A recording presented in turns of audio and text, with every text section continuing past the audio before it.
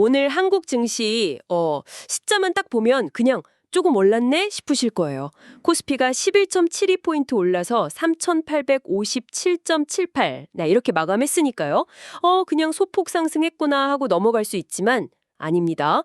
오늘 저희가 들여다볼 이 2025년 11월 25일의 자료들을 펼쳐보면요. 이 숫자 뒤에 정말 엄청난 힘겨루기가 숨어 있습니다. 장 시작할 때는 무려 3,946선까지 치솟았거든요. 그래서 다들 오늘 제대로 가는구나 싶었는데 오후 들어서 상승분을 거의 다 반납해버렸어요. 이런 롤러코스터 정세, 도대체 왜 벌어진 걸까요? 오늘 저희의 목표는 바로 이 변동성이라는 안개를 걷어내고 시장의 진짜 속내를 함께 파헤쳐보는 겁니다. 특히 지금 인공지능, 이 AI 시장의 판을 뒤흔드는 거대한 지각 변동이 우리 증시에 어떤 파장을 일으키고 있는지 그 핵심으로 바로 들어가 보겠습니다. 자, 그럼 이 퍼즐부터 한번 맞춰보죠. 간밤에 미국 증시는 분위기가 거의 축제였어요. 구글이 제미나이 3.0이라는 새로운 AI 서비스를 공개했는데 이게 시장의 AI 거품 논란을 그냥 한 방에 잠재우는 분위기였거든요. 네, 맞습니다. 덕분에 모 회사인 알파벳 주가는 6% 넘게 폭등했고요. 여기에 미 연준 이사가 이제 금리 인하를 지지한다는 발언까지 딱 보태주니까 투자 심리가 활활 타올랐죠. 그렇죠. 그 불씨가 그대로 우리나라로 넘어와서 우리 코스피도 아침에는 2.5%나 급등하면서 정말 기분 좋게 출발했습니다. 그런데 말씀하신 대로 그 기세가 오래가지 못했어요. 왜 그랬을까요? 장중에 기관하고 개인 투자자들이 갑자기 이만하면 됐다 싶었는지 차익 실현 매물을 막 쏟아내기 시작하면서 상승의 발목을 잡은 겁니다. 특히 다음 달, 그러니까 12월에 있을 미국 FOMC 회의를 앞둔 경계 심리가 슬슬 고개를 든 거죠. 찌라면 미국 중앙은행인 연준이 금리를 결정하는 바로 그 회의 말씀이시죠. 네, 맞습니다. 시장 참여자들 모두가 정말 숨죽이고 지켜보는 이벤트잖아요. 그렇죠. 금리를 동결할지 아니면 정말 인하 신호를 줄지 그 결과에 따라서 시장 방향이 완전히 달라질 수 있으니까요.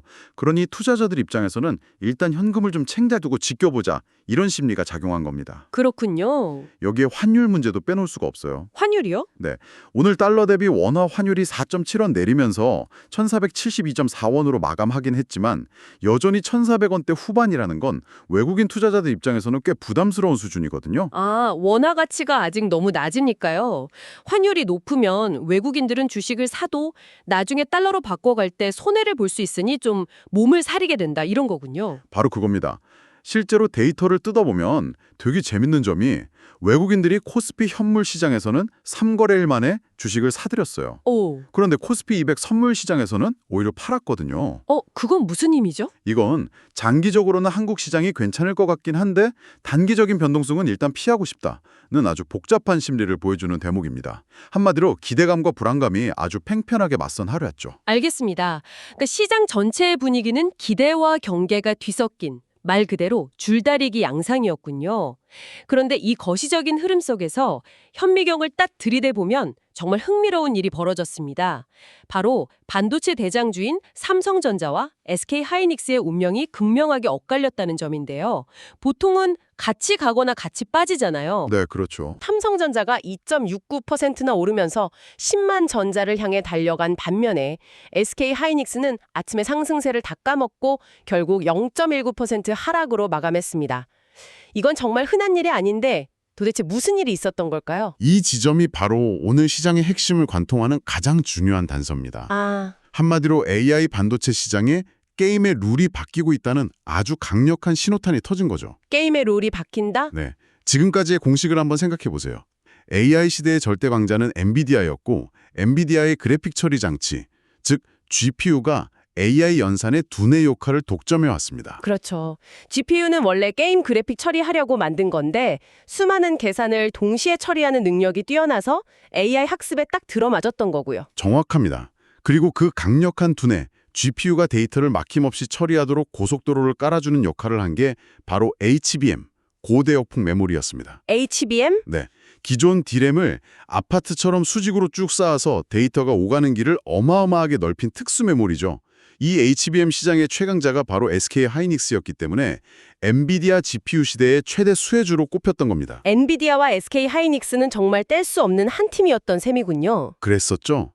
그런데 어제 구글이 공개한 제미나이 3.0이 이 공식에 균열을 낸 겁니다. 아, 제미나이 3.0은 엔비디아의 GPU가 아니라 구글이 자체적으로 설계한 AI 전용 칩 텐서 처리 장치 TPU를 기반으로 작동하거든요. 자체 설계 칩이요? 네, GPU가 스위스 군용칼처럼 다재다능한 공구라면 이 TPU는 오직 구글의 AI 연산이라는 특정 자물쇠만 열기 위해 특수 제작된 마스터키 같은 겁니다. 훨씬 효율적이죠. 잠깐만요. 그럼 이건 단순히 구글이 엔비디아에 대한 의존도를 낮추려는 걸 넘어서 앞으로 다른 빅테크 기업들도 우리도 자체 AI 칩을 만들어야 하나? 이런 고민을 하게 만드는 훨씬 더 큰 파장을 일으킬 사건으로 봐야겠네요. 바로 그겁니다. 시장이 정확히 그 점을 포착한 거예요. 어, AI 생태계가 엔비디아 천하가 아닐 수도 있겠다. 거대 AI 서비스 기업들이 각자 자기 입맛에 맞는 맞춤형 칩을 만드는 시대가 올 수 있다는 생각이 퍼진 거죠. 그렇군요. 그러니 기존 공식의 핵심 수혜이었던 SK 하이닉스에 대한 투자 심리는 살짝 위축된 반면에 그동안 추격자 입장이었던 삼성전자에게는 새로운 판이 열리면 우리에게도 기회가 온다는 기대감이 아주 강력하게 붙은 겁니다. 와, 단순히 두 회사의 시비가 엇갈린 게 아니라 AI 산업 전체에 판이 흔들리고 있다는 신호군요. 혹시 이런 흐름에 반응한 다른 종목들도 있었나요? 네, 아주 선명하게 나타났습니다. 오, 구글의 TPU에 들어가는 인쇄회로 기판, 즉 PCB를 공급하는 이수페타시스 주가가 오늘 12% 넘게 폭등하면서 신고가를 썼습니다. 이수페타시스요? 네, PCB는 반도체 칩들을 서로 연결해주는 신경망 같은 부품인데 새로운 AI 칩의 수혜주로 확실히 눈도장을 찍은 거죠. 미국에서도 구글과 TPU를 함께 개발한 브로드컴 주가가 11%나 급등했고요. AI 밸류체인이 재편되면서 새로운 주인공들이 떠오르고 있는 겁니다. 이 AI발 지각 변동 정말 거대한 흐름이네요.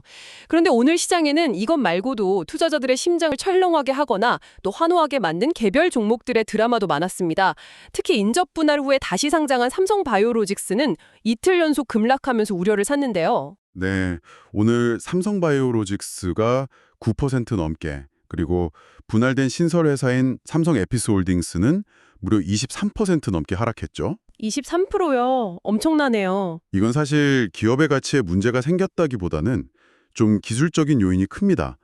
인적 분할이라는 게 쉽게 말해 하나의 피자 회사를 도우 전문 회사와 토핑 전문 회사로 나누고 기존 주주들에게 두 회사 주식을 모두 나눠주는 거거든요. 네. 그런데 약 3주 동안 거래가 정지됐다가 풀리니까 그동안 팔고 싶었던 투자자들의 매물이 한꺼번에 쏟아지면서 매물이 한꺼번에 쏟아져서 주가가 단기적으로 출렁인 거군요. 네, 맞습니다. 그럼 이건 단기적인 수급 불안정일 뿐 장기적인 전망은 다를 수 있다는 말씀이시군요. 증권가에서는 오히려 그렇게 보고 있습니다. 이번 분할로 삼성바이오로직스는 다른 사업 없이 오직 위탁 개발 생산, 즉 CDMO 사업에만 집중하는 순수 기업이 됐거든요. CDMO요? 네, CDMO는 제약사가 개발한 신약의 레시피를 받아서 대신 대량 생산해주는 바이오업계의 파운드리라고 할 수 있는데 이 분야의 전문성을 더 높이 평가하는 분위기입니다. 한 증권사는 분할 후에 오히려 목표 주가를 150만 원에서 220만 원으로 대폭 상향하기도 했습니다. 와, 220만 원이요? 네, 시장은 선택과 집중의 가치를 높게 쳐주는 거죠. 전문가 기업의 가치를 시장이 더 높게 쳐준다는 신호로도 볼 수 있겠네요. 이런 가치의 재평가는 다른 분야에서도 나타났죠.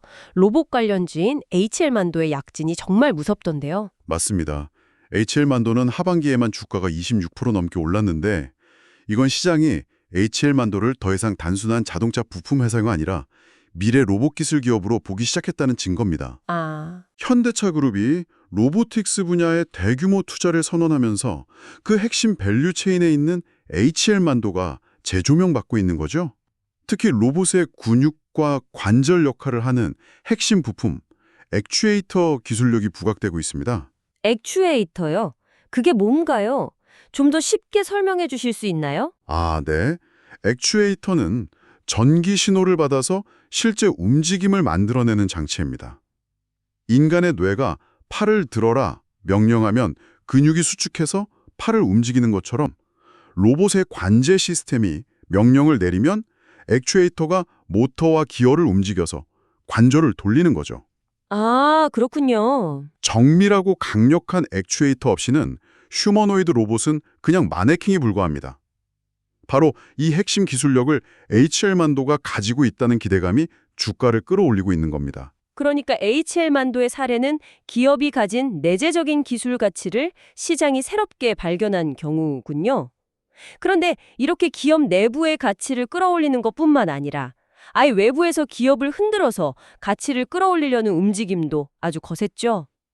클라우드 기업 가비아 이야기로 넘어가 볼까요? 네, 오늘 가비아는 주가가 18% 넘게 급등했는데 행동주의 펀드인 얼라인 파트너스 자산운용의 공개 매수 소식 때문이었습니다. 공개 매수. 네, 공개 매수라는 건 우리가 가비아 주식을 시장 가격보다 더 비싼 가격에 사드릴 테니 주주 여러분은 우리에게 파세요 라고 공개적으로 선언하는 겁니다. 와, 굉장히 공격적인 방법이네요. 그렇죠. 지분을 더 빨리, 더 많이 확보하기 위한 방법이죠. 얼라인 파트너스는 왜 이렇게까지 하면서 가비아 지분을 늘리려는 건가요? 기업의 지배구조를 개선하고 주주 가치를 높이려는 목소리를 더 크게 내기 위해서입니다. 최근 정치권에서 자사주 소각 의무화 같은 내용을 담은 상법 개정안 논의가 활발해지면서 행동주의 펀드들이 활동할 공간이 점점 넓어지고 있어요. 아, 회사가 돈은 잘 버는데 왜 주가는 이 모양이냐? 주주들에게 더 많이 환원하라.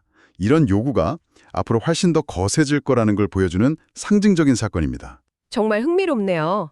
AI라는 거대한 기술 패러다임의 변화부터 기업의 본질적인 가치에 대한 재평가, 그리고 주주 행동주의의 부상까지 오늘 하루에 정말 많은 이야기가 담겨져 있었습니다.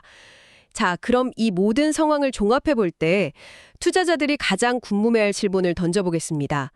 연말에 주가가 오르는 현상, 이른바 산타랠리. 올해도 기대해봐도 될까요? 전망이 정말 팽팽하게 엇갈리고 있습니다. 그런가요? 네. 우선 긍정적으로 보는 쪽에서는 몇 가지 든든한 배경이 있다고 주장합니다. 대표적인 게 미국의 양적 긴축, 즉 QT가 곧 종료될 거라는 기대감입니다. QT 종료. 네. QT는 중앙은행이 시중에 풀었던 돈을 다시 걷어들이는 정책인데 이게 끝난다는 건 다시 돈을 풀 수도 있다는 신호로 해석될 수 있거든요. 아, 중앙은행이 잠갔던 수도꼭지를 다시 틀 준비를 한다는 거군요. 그렇죠. 여기에 금리 인상 사이클이 사실상 끝났다는 안도감, 그리고 높았던 원달러 환율이 점차 안정될 거라는 기대감까지 더해져서 연말 시장을 밝게 보는 시각이 있습니다. 긍정적인 요인이 많네요. 반면에 신중론도 만만치 않아요. 어떤 이유 때문이죠? 올해 우리 증시가 이미 연초 대비 굉장히 많이 오른 상태라 추가로 더 오를 힘이 있겠냐 이런 분석이 있고요. 또 미국 정부가 예산안 문제로 일시적으로 문을 닫는 셧다운 리스크 같은 정치적 불확실성도 여전히 남아 있습니다. 그렇군요. 단순히 예나 아니오로 답할 수 있는 상황이 아니네요. 랠리를 위한 재료들은 충분히 있는데 파티를 망칠 수 있는 예상치 못한 변수들도 도사리고 있다. 이런 거군요. 맞습니다. 그래서 그 어느 때보다 시장 전체의 방향성에 투자하기보다는 오늘 우리가 살펴본 것처럼 확실한 성장 스토리를 가진 개별 기업을 잘 골라내는 능력이 중요해지는 시점이라고 할 수 있습니다. 시장이 횡보하더라도 그 안에서 주인공은 계속 바뀌고 있으니까요. 네, 바로 그렇습니다. 오늘 시장을 다시 한번 정리해보면 겉으로 보이는 코스피 지수 11.72포인트 상승이라는 숫자 뒤에는 AI 패권의 이동이라는 거대한 지각 변동이 있었고요. 또 가치의 재평가와 주주 행동주의의 부상이라는 새로운 변화의 바람도 감지됐습니다. 참 복잡하지만 그만큼 중요한 변곡점 위에 우리가 서 있다는 생각이 드네요. 여기서 청취자 여러분께 생각해볼 만한 질문 하나를 던지면서 마무리할까 합니다. 오늘 우리는 행동주의 펀드가 공개 매수라는 적극적인 행동으로 기업의 주가를 움직이는 모습을 봤습니다.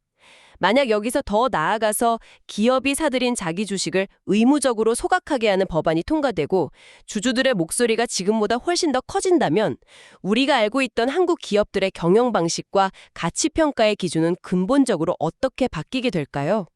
이것이 어쩌면 향후 10년의 투자 지도를 새로 그릴 가장 중요한 질문이 될지도 모르겠습니다.